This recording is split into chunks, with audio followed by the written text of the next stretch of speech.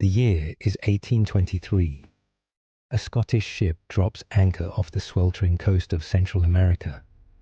200 exhausted passengers stand on the deck, tears streaming down their faces. Many of them have spent their entire life savings to reach this exact place. After months of sacrifice, they believe they have finally arrived in paradise. They expect to find a magnificent capital city, elegant European boulevards, bustling gold mines, the Grand Opera House standing proudly at the heart of a prosperous nation. Official land deeds rest in their pockets. A brand new currency fills their wallets. Everything they have been promised feels completely real.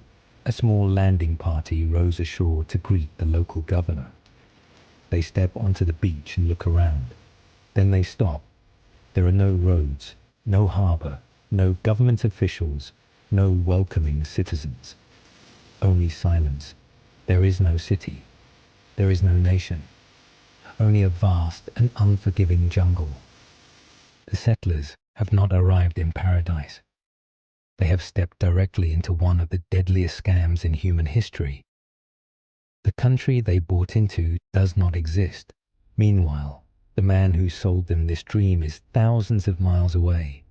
He is hosting lavish parties in London using their money. Champagne flows freely. Music fills the ballroom.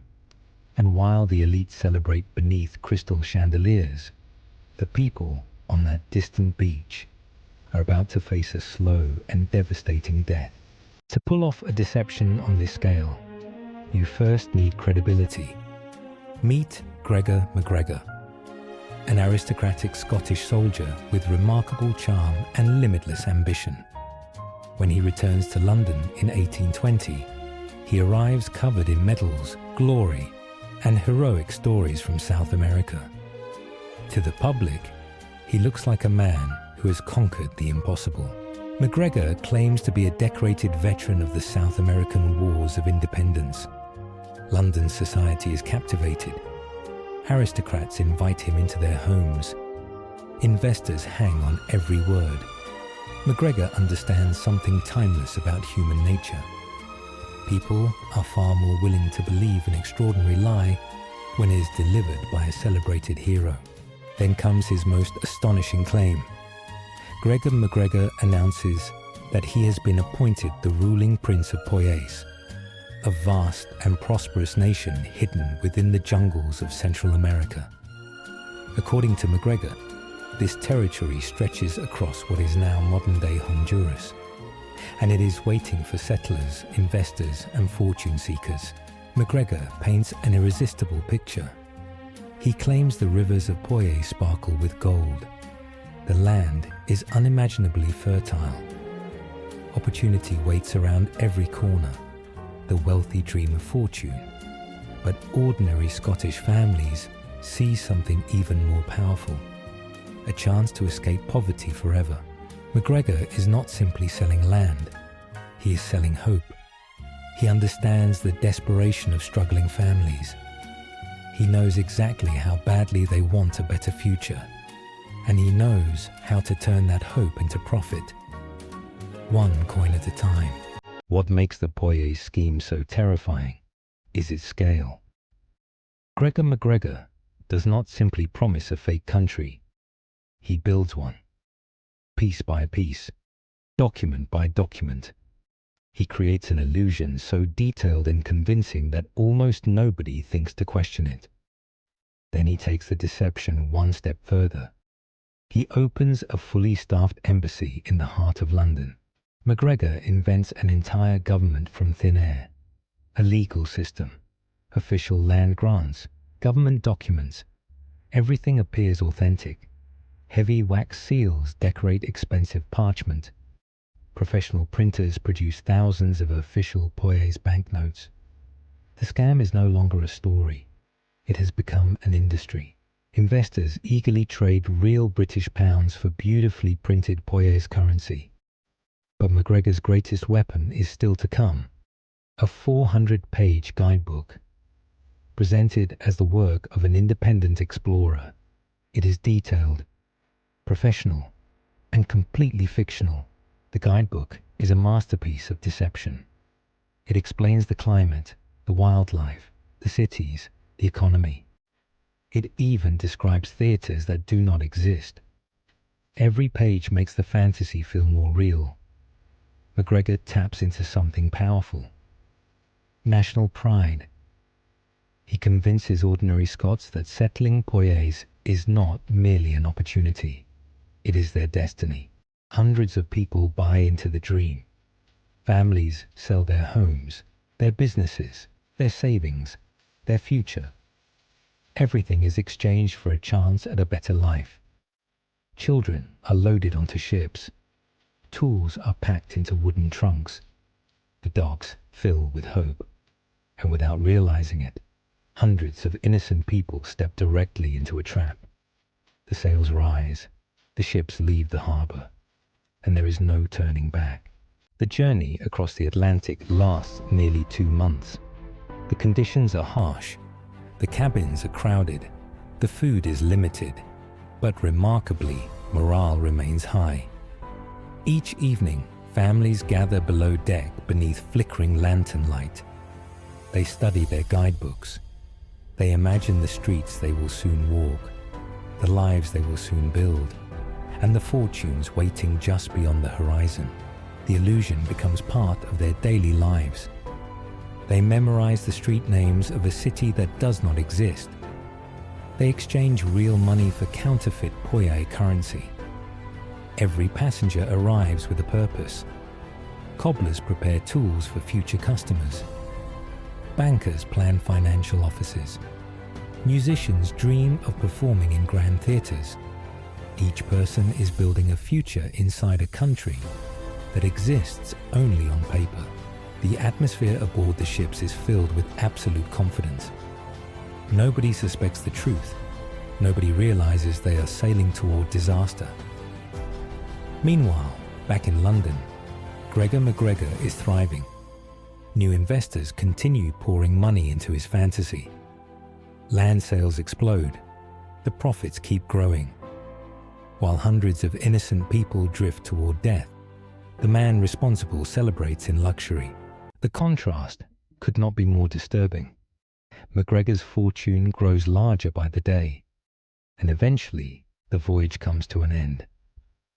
Land appears on the horizon. Passengers rush onto the deck.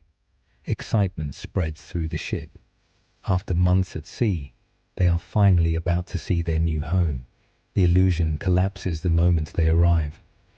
There is no capital city, no opera house, no government, no Prince of Poyais. Only heat, mud, mosquitoes, and endless jungle. Everything they were promised vanishes in an instant. The settlers quickly realize a horrifying truth.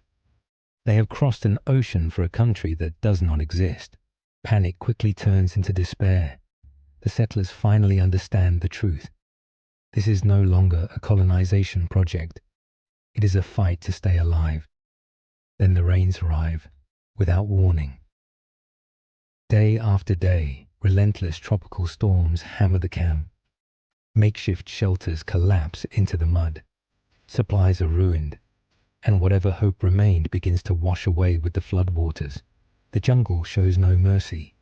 Disease spreads with terrifying speed. Yellow fever, malaria. The settlers have no immunity, no medicine, no way to escape. Food supplies run out.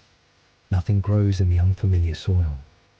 Children fall sick first, and every night the sounds of suffering echo through the darkness beneath the trees. The psychological damage is just as devastating. One respected Scottish banker realizes the truth. His fortune is gone. His family is trapped. There is no rescue coming, no road home, no future. Quietly, he walks alone into the jungle. And there, surrounded by darkness, he makes a final decision.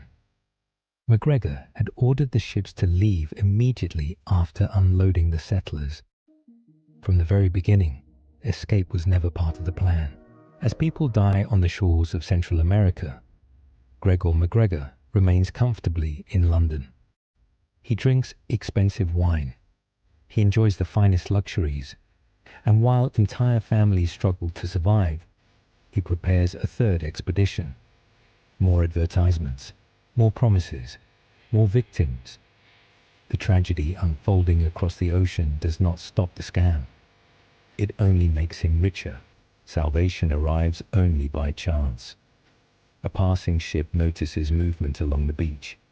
The survivors are barely recognizable, weak, starving, and exhausted beyond words. They are taken to safety in British Belize, but the cost is staggering. Of roughly 250 settlers who left Scotland, nearly 200 never return. They die from disease, starvation, exposure, and despair.